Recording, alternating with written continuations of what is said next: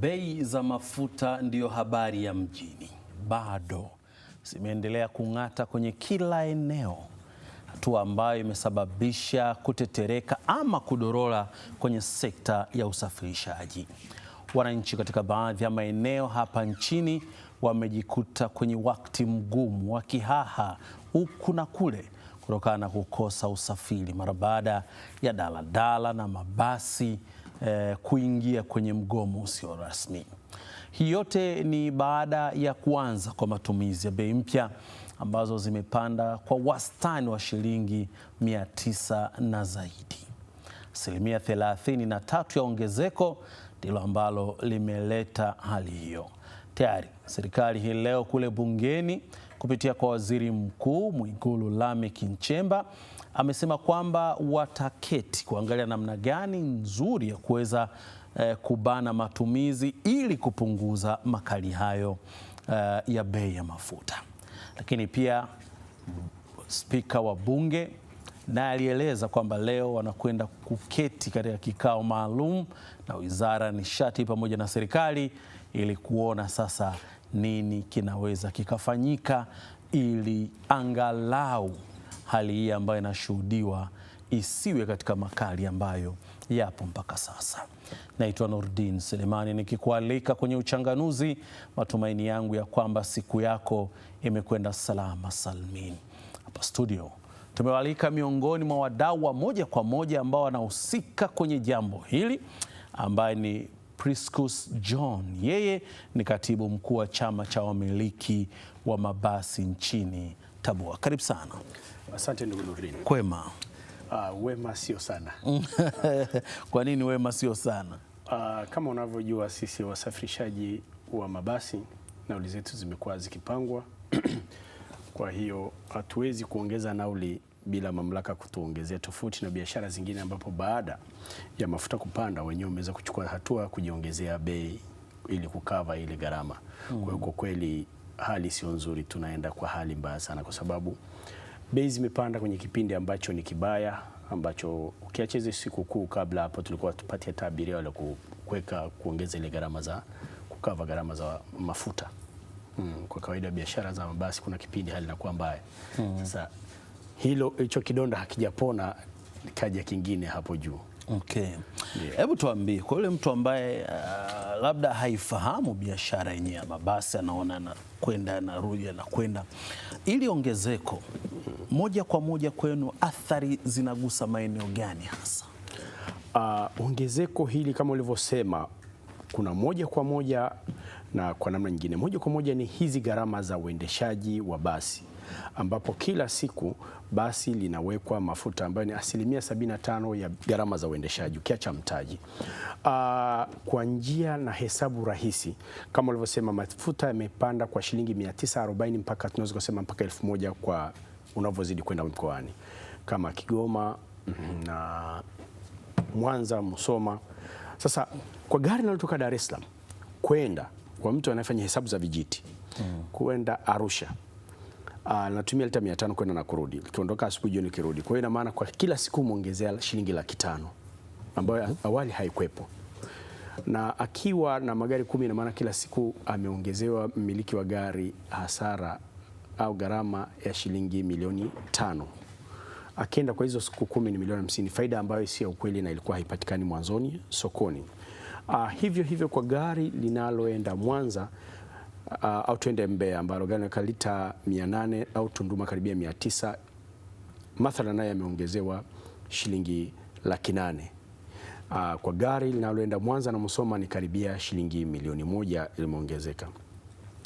Athari hii imeonekana kubwa sana kwa sababu na inaumiza. Hatujazoea mafuta kupanda hivi ghafla, lakini imekuja kipindi ambacho pia biashara sio nzuri. Athari hiyo ni ya mafuta moja kwa moja, lakini kama unavyojua Tanzania, kabla biashara mabasi nayo ni walaji wa bidhaa zinazosafirishwa, ambapo moja kwa moja tumeathirika na hivi vita, kwa maana oili inatoka nje, betri na matairi. Mwezi wa 3 katikati tukienda sokoni, matairi yalishaanza kupanda, spare zilikuwa zimekushaanza kupanda, Na tukienda pia oili zimepanda. Kwa mfano gari linaloenda Mwanza, kwa oili tunazopewa sisi hapa nchini ni kilomita 10,000 unakuwa umeshabadilisha oili. Sasa unakuta gari kishaenda Mwanza kwa siku 5 unatokea umwagie tena oili. Kwa hiyo ina maana unakuwa na extra 500,000 kwenye ile milioni. Kwa hiyo ndio maana umeona kilio chetu kimekuwa kikubwa sana, tumeumia mno. Na nikwambie, ukiacha bidhaa wasafishaji wengine, malori tuseme, lori naenda Kongo natumia miezi 2, nawekwa lita 2,400 maximum, lakini mpaka 2,200. Lakini basi linaloenda Mwanza kila siku ndani ya miezi 2 kwa siku, na kama kwenda na kurudi natumia lita 1,000, ina maana kwa siku 2, ina maana kwa hiyo miezi 2 basi nakuwa limeshatumia zaidi ya lita 60,000. Kwa hiyo kuongezea shilingi 1,000 na 60,000 ina maana ongelea milioni 60, kitu ambacho kwenye biashara zetu na hali iliyopo hakuna hela zilizokuwa nyingi namna hiyo. Kwa hiyo kilio ni kikubwa na watu wengi wameshashindwa, kwa sababu ukifikiria au hata ukiwasikiliza wamiliki wa mabasi yamekuwa yakipata yakilaza kwenda na kurudi, ile gross profit, ile faida kwamba gari analaza 500,000, 600,000 au 200,000. Kwa hiyo ina maana hao sasa hivi hamna kitu wanachopata, na wamiliki wengi wamenipigia simu tokea jana kwa magari ambayo yalikuwa yameshawekewa booking, wote wamepelekewa madeni, wanadaiwa sheli. Kwa hiyo hali ni mbaya mno. Ndio. Priscus, tuna jambo ambalo watu wengi wanajiuliza kwamba bei za mafuta zinapopanda ndivyo ambavyo kilio kinakuwa kikubwa. Lakini kuna wakati mafuta pia yakishuka, amuonekani labda kuonea huruma hawa ambao abiria ambao ndio wateja wenu. Kwa nini zile nyakati nyingine ambazo labda wao wateja wenyewe wanaona mnavuna faida na sasa muwe nao kwenye maumivu ili muende nao pamoja? Sasa imenifurahisha sana. Unajua nikikuangalia unajua hapo umenichomekea. Kwa kweli mafuta yetu yamekuwa yakishuka kwa shilingi 100 au shilingi 50, kitu ambacho sio kikubwa. Unavyoenda kutengeneza zile hesabu za kuomba nauli LATRA, na hesabu LATRA wanayotumia kutupa sisi nauli inakuwa na mambo mengi mno. Bei ya basi, na bei ya basi sasa hivi imepanda sana, mara nyingi inakuwa ikiathiriwa na dola. Unakuja unaongezewa kima gharama, kwa mfano za operations za kawaida, kama ulivyosikia juzi wizara imetangaza kima cha chini cha mishahara, lakini sisi hatukupandisha nauli, tumewapandishia wafanyakazi wetu mishahara. Kwa hiyo ile unavyotengeneza nauli kuna gharama nyingi sana ambazo sisi huwa hatuziongelee. Kwa hiyo kuna saa inapanda. Kwa ile ongezeko la shilingi 20-50, umeona ile ongezeko ni dogo, ile shuka na panda ni kidogo sana, lakini mara nyingi mafuta yamekuwa yakipanda. Na naomba nikusikitisha. Na kusikitisha wapi kama Mtanzania mwenzangu? Hivi vita tumevifuatilia tokea zamani, vita vya kwanza vya Iraq, vita vya pili vya Iraq ambavyo vya Saddam Hussein, vita vya Libya. Mara nyingi mafuta yamekuwa yakipanda kutoka mamia yakaenda maelfu. Vita vinaisha, mafuta hajarudi mamia. Libya tena vikaenda 2,000. Vita vikaisha, hajarudi mamia. Ukraine hapa mafuta yalitoka vita vya Ukraine, mafuta yalitoka 2,000. 1,600, 2,000 yakaenda kashinda mpaka 3,300, lakini yakapungua yakabaki hapo mpaka yanacheza 2,900. Na kwa hiyo unakuta vita vinaisha, lakini pia mafuta yamekuwa hayashuki. Kwa hiyo kinachopunguaga huwa ni kidogo. Ila sasa sisi kama abiria wetu, mara nyingi hata ukija stendi kama tunasafirisha, kuna saa watu wanakuwa hawaji. Ile ni benchmark, ile ni price cap ambayo LATRA anatoa. Eti nauli tuseme Arusha 50,000. Kuna abiria kuna siku wanakuja na 45,000, 30,000. Hatujawahi kuacha. Kwa hiyo na sisi huwa tunatoa discount. Lakini kinacho faida kwenye biashara yetu usafirishaji sio bei mafuta halisi. Kuna sasa sisi wenyewe tunakuwa tuna ushindani. Kuna vitu vya ziada tunavitoa ambao LATRA hawajaweka kwenye ile nauli. Ukiuliza nakwambia kila kitu tumeweka kwenye nauli, lakini umeona magari yetu hivi na Azam TV haipo kwenye nauli. Unakula mechi mle, sivyo? Unakula pipi, vitu kibao sisi tunatoa pia. Haya mambo yakitokea sisi tunawapa abiria wetu discount. Kuna kwa na notion mbaya kama sisi na abiria hatupendani, lakini abiria sisi tunawapenda, maana ndo mabosi wetu, ndo wanaotupa sisi riziki. Naam.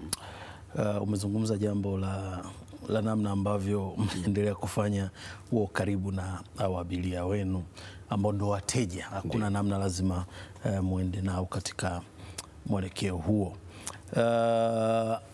Abiria LATRA nauli ambazo wamezipanga kwa mujibu wao wanasema kwamba zimezingatia mambo mengi. Ndiyo. Lakini pia hapo umegusia swala la ubinadamu ambao wenyewe mnalifanya. iwapo mngekuwa mnaondoa swala la ubinadamu na kubaki na nauli ile ile tu ambayo LATRA wameipanga, inawasaidia lolote na kuwaletea faida kwenye biashara? Kama tunavyojua biashara sio bei tu, kana wewe unaifahamu, ni bei na uuzaji unavyokuwa mwingi. Kweli ile nauli tukiipata na tukapata abiria wa kutosha, tunapata faida. Shida ni moja, nchi hii biashara mabasi inafanyika shule zikifungwa wakati wa sherehe. Kwa hiyo ukichukua zile siku ni chache, mwezi wa 12 na mwezi wa 6, ambapo ni mwezi wa 6 mwanzoni shule zinapofungwa na mwezi wa 6 mwishoni shule zinapofunguliwa. Kwa hiyo muda mwingi hapo katikati huaga tunateseka. Lakini kwenye biashara mabasi mateso makubwa pia ni mtaji. Basi lile linakuwa linapitwa na wakati, na basi unakuta basi bado ni zima, na kutokana na muonekano wa kila kitu inapitwa na wakati, inakosa abiria. Kwa hiyo unakuwa umenunua basi la milioni 300 by then, sasa hivi unarudi sokoni unakuta ile basi limeshafika milioni 600, unashindwa kurudisha. Kwa hiyo hata ile nauli wanasema imepangwa, kuna vitu vingi wanaviongea lakini sio vyepesi, waga havikadirii mtaji unaokuja. Sijui unaweza kunielewa. Kwa mfano leo ya maji umenunua 300, ukaenda kuyauza 400, kesho narudi dukani unauzwa 800. Obviously utaweza kuendelea kuna hii biashara maji, labda ukakope mtaji kwingine.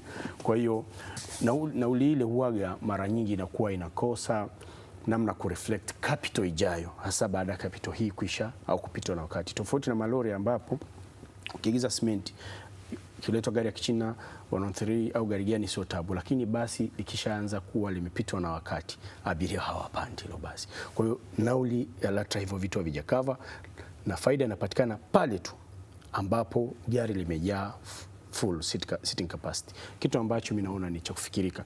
Maana unatoa basi lako nyumbani, saa zingine hauna booking, unaenda stendi kuokota unavyoenda kwenda mbele. Ndio maana ukitoka hapa Dar es Salaam gari inaenda Mwanza, Morogoro ina booking wapi na booking, kwa hiyo unaokota. Okay, tunapata riziki lakini sio kama ilivyofanywa. Na mara nyingi ukikaa hapa mezani kufanya hesabu ni rahisi. Unaweza kufanya biashara, matikiti hapa inalipa sana, nenda shambani. Unaweza kumwambia daladala inalipa sana, njoo kazini. Kazi ni tofauti, sio kama inavyoongelewa. Tulishaishauri na kuiomba LATRA ingekuwa na basi darasa.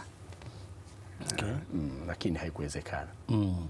Mara nyingi LATRA kabla hawajapandisha bei wanawaita, mnakaa na nyie kama wadau, mnajadiliana kwamba mapendekezo, nyinyi mnaanza kutoa mapendekezo na wao pia wanakuja na ya kwao, wanaita pia na wadau wengine wakiwemo wananchi na nini, kisha baadaye wanakokotoa ndo wanakuja na hizo bei. Mnapokaa nao, wao huwa wanazingatia vitu gani zaidi na baadaye kuja na bei ambazo huenda nyewe kwenu mnaona kwamba hizi bei mnatunyonga? Tangia hapo bei zao kweli wanatunyonga, zinakuwa ziko chini ya yale mapendekezo yetu. Mara nyingi waga wanatoa mpaka tofauti ya shilingi 40 kwa kilomita kwa nauli. Nauli zile zinakokotolewa kwa hivyo. Cha kwanza, bei ya basi waga tukapelekea wenyewe, bei zao za mabasi zinakuwa ziko chini, na vitu vingi sana wanakuwa na viconsider, ni kweli, lakini vinakuwa chini kidogo ya bei halisi. Kingine kuna mambo kadha wa kadha ambao nadhani wenyewe wanakuwa hawana ile experience ya kwenye mazingira, vitu ambavyo sio calculated. Kwa mfano barabarani unaona mabasi yanasimamishwa, yandikiwa faini, mara nyingi hivyo sio considered, lakini ni vitu ambavyo huwezi kuviepuka, na LATRA mwenyewe anaongoza kwa kutupiga faini. Sisi tunapigwa faini na TRA, tunapigwa faini na LATRA, tunapigwa faini na jeshi la polisi. Sasa hivi hata wrong parking TAMISEMI wanatupiga faini. Hizo zinakuwa so considered. Unaweza kusema kwamba ni uzembe, lakini tayari wewe umeshaandikiwa unalipa. Lakini unajua kwa biashara basi au daladala, kama kuna ndugu yako kumiliki, kuna mazingira unaonaga barabarani mambo yanavyoenda, hivyo vitu vinakuwa so considered. Haya vitu vya msingi kama hivyo vya kibinadamu ambavyo unavikuta, tunatoa maji, tunalipea hizo subscription kama unavyoona zina TV na kila kitu, hivyo vitu vinakuwa sio considered. Kwa hiyo kuna mambo mengi ambayo LATRA pia hawayapitii, ambayo kiukweli sisi tunatoa kama extra bonus. Lakini nikijikita sasa kwenye hili la mafuta la sasa hivi, sisi tulikuwa tunadhani hili ni tofauti na lile lingine la siku zote, kwamba mafuta yanakuwa yakipanda. Nadhani hata katika maisha yako je, kuona mafuta yakiongezeka 1000 kwenye maisha yako, mafuta yamekuwa yakiongezeka 200, 300, tunakuja tunakaa, tunaona gharama zimeongezeka, tunaweza tukasubiri hata wiki 3. Hili sasa hivi tunasema limetushinda kwa sababu iliongezeko kubwa sana ndani ya muda mfupi. Kwa hiyo kwa ule mchakato wa LATRA kuanza kuita wadau moja moja kupeleka mapendekezo, mabasi mengi watayafungia, maana watu watashindwa kusafirisha kwa sababu hili jambo limekuwa ghafla mno. Kwa hiyo tulikuwa tunaomba LATRA haiwezi ikawa inakosa sheria na kanuni za dharura, kwa sababu hili issue ni issue ya vita. Hakuna mtu aliyejiandaa. LATRA sisi hatumlaumu, ila tunailaumu serikali. Tunailaumu serikali wapi? Inaonyesha Mheshimiwa Rais na serikali yetu pendwa amesisitiza sana kuwe na mwingiliano, kwa hiyo na coordination kwenye vyombo vya serikali. EWURA na LATRA wote ni wadhibiti na mafuta yanadhibitiwa na kwa sababu ya transport. Kama isingekuwa transport, mafuta yasingedhibitiwa, kwa sababu tunajua umuhimu wa usafirishaji kwenye nchi. Sasa ilitakiwa amwambie mwenzake kwamba hili jambo linaweza likatokea. Hii migomo unasikia leo Mbeya, Bukoba, usingekuwa unasikia. Ina maana taarifa ingeshatoka, kama ni hata kama sio kwetu, kwao wao na LATRA, kwamba sasa kuna hili jambo la emergency, jiandae. Inakuwaje? Lakini pia mimi nilikuwa najiuliza kama mafuta hesabu yake ni nyepesi, inaweza katoka kila mwezi, kama kwa nini pia, kwa sababu tunajua 75% uendeshaji za usafirishaji ni mafuta. Nadhani pia LATRA ungekuwa na coordination ya moja kwa moja na EWURA, hizi bei ziwe zinaangaliwa. Lakini nataka pia niongeze kwa serikali yetu kwa hali kama hii, mafuta ni kweli kwenye soko la dunia yameongezeka. CFI tunaita kabla hajafika bandarini, nadhani ilikuwa kitu kama $1. Umeona? Sasa yakifika nchini mafuta na kodi zaidi ya 23 levi za tozo. Tozo hizo nyingi zimewekwa kwa asilimia. Kwa ina maana asilimia kule ikiongezeka huku pia inaongezeka kwa sababu ni asilimia. Nilikuwa nadhani kwamba serikali yetu pendwa ingebakisha tozo zile za kwanza zilizokuwepo zibaki vile vile, mafuta yasingefika mbali hivi. Au kuna baadhi ya tozo zingesitishwa kwa sababu tunajua ni swala la vita, ni swala la muda, kwamba kwa miezi mitatu tungefanyaje? Okay. Hilo ndio lilikuwa tunaloliomba, kwamba kama haya mambo yalionekana kwamba tunafanyaje, maana tunapoendelea hii hali ikiendelea, kesho utasikia kila kitu kimepanda. Okay. Kabla tujaendelea, acha turudi kwanza pale bungeni Dodoma hii leo asubuhi, ambako Waziri Mkuu Dr. Mwigulu Nchemba alitoa kauli ya serikali mara baada ya kuulizwa swali na mbunge wa Tunduru Kaskazini Ado Shaibu kuhusiana na swala hili la kuongezeka kwa bei ya mafuta. Katika kukabiliana na hilo, moja katika baadhi ya maeneo ambayo tunatarajia kuendelea kuyaboresha, kama ambavyo nilisema na kwenye hotuba, tutaweka nguvu kubwa katika kutafiti kwenye madini, tuongeze uchimbaji, tuongeze mapato. Ni eneo lingine tunalotarajia kulifanyia kazi ni kubana matumizi.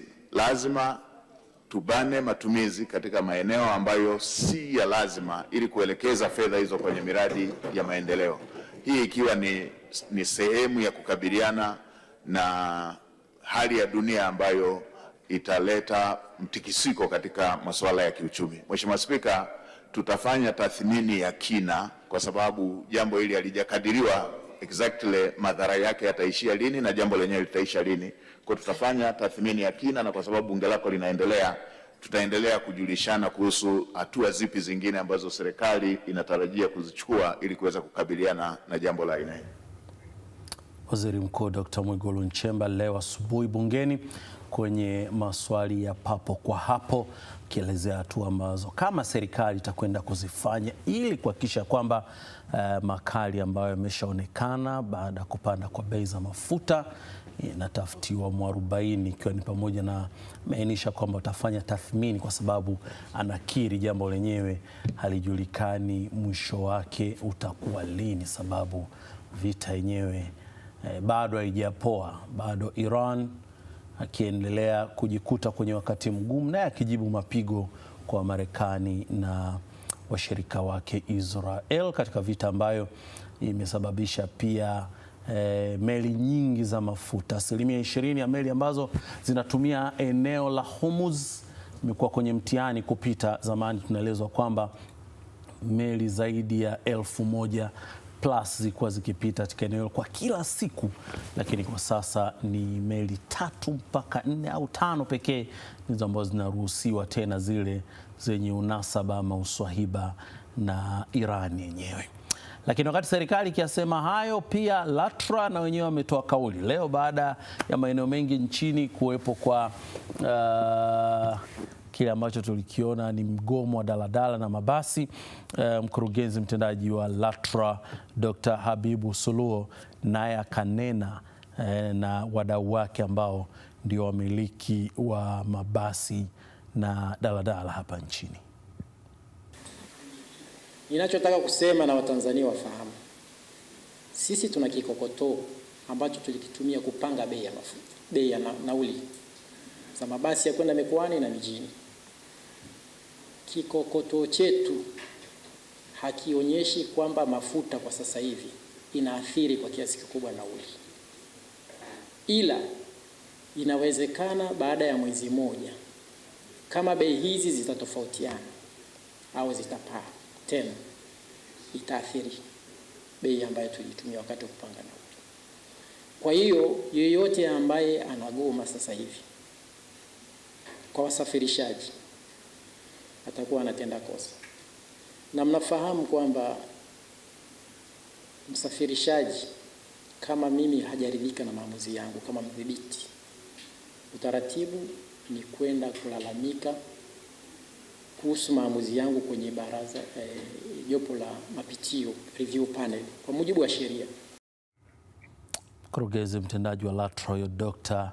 Habib Suluo akieleza kile ambacho wamiliki wanatakiwa kukifanya, ikiwemo malalamiko yao. Kuna maeneo ambayo wanapaswa kuyapeleka.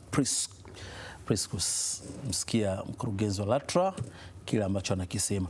Kutoka hapa sasa, nyie mnataka kufanya nini ili msiwe nje ya sheria na kanuni ambazo zinawaongoza? Sisi tunachomwomba mkurugenzi wetu wa LATRA afanye haraka iwezekanavyo. Ili jambo ni la dharura, kwamba mchakato ni msikivu, ameshatuelewa na ameuongelea kwamba tuende haraka. Hizi siku ni nyingi kabla watu hawajafilisika. Sio kwamba kila mtu amegoma, kama alivyokuambia mtu ambaye basi lake liko laza 300,000 400 ni faida inayotosha, anakuambia bwana sasa ameshindwa, maana madeni kwenye mafuta, sheli amezidi, na mwenye sheli anakuwa hampi mafuta. Lakini bado nadhani tunamwomba Mheshimiwa Rais, alishafanya mara kwanza alitoa ruzuku wakati ule vita vya Ukraine. Lakini pili, tuna nafasi, tunaitegemea pia serikali yetu kama tulivyoona bungeni, kama bei za mafuta zitapitiwa, mafuta yatapunguzwa. Sisi abiria tunawapenda sana na hatutaki watu waone usafiri ni luxury. Tunajua watu wanaenda kwenye misiba, watu wanasafirisha wagonjwa, abiria wale ni wa kwetu, na kila kitu kikipanda nchi hii patakuwa hapa kaliki. Maana mafuta sio upande tu abiria. Ukiona malori mengi, kuna watu wanatoka Kongo kuja kuleta kufuata mizigo, watu wao wanapanda mabasi. Ina maana bandari yetu ikiwa mafuta ikiwa ghali, mizigo itatoka kwenye bandari yetu kwenda kwingine. Kama ulivyosikia, Namibia ameshusha bei ya mafuta, South Africa ameshusha bei, bandari yetu inashindana na bandari 9. Kwa hiyo ukiona wale mabasi yanatoka Tunduma na yanajaa sana, Tunduma hamna uwezo kujaza zile basi zote zinazokuja hapa, zinazotoka Mbeya, zinazotoka Malawi, ni watu wanakuja kufuata huduma kwenye bandari yetu ya Dar es Salaam. Kwa hiyo tuangalie kwenye wigo huu mpana, nchi ni yetu wote. Hili swala tunaliomba hata kwa miezi mitatu kwa pamoja, tuangalie kama kuna vitu vya msingi vinaweza kusimama kwa sababu ya dharura. Mafuta kama yanaweza kupunguzwa bei, au serikali, rais akatoa ruzuku. Ikishindikana, twende huko ambapo sisi hatutafuti faida, tunataka tu tusaidiwe kupunguza hizi gharama, tuendelee kutoa huduma usafiri. Priscus, nikushukuru sana. Asante sana.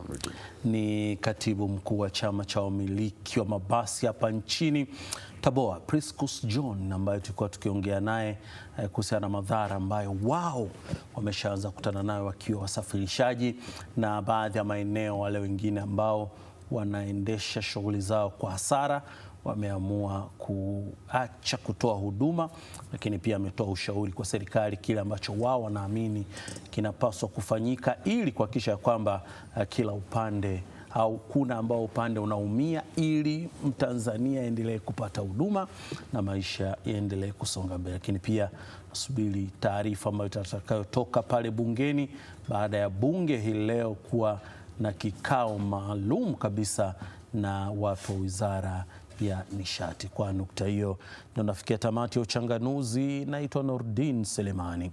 Panapo majaliwa tukutane tena juma lijalo.